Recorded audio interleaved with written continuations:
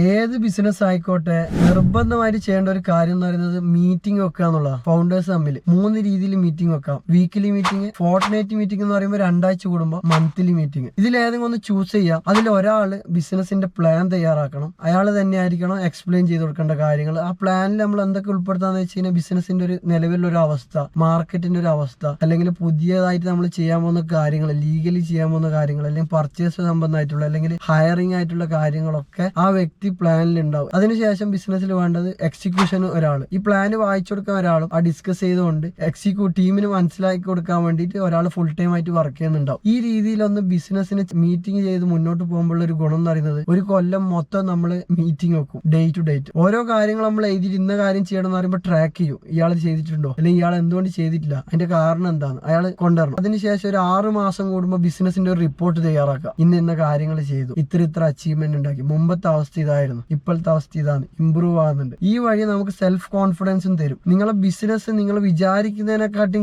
വേഗതയിൽ വളരുകയും ചെയ്യും. വളരെ എഫക്റ്റീവ് ആയിട്ട് തോന്നും. കാരണം 1 ഉറുപ്പിക ചെലവില്ലാത്തൊരു കാര്യം 10 times എഫക്റ്റീവ് ദാൻ നോർമൽ.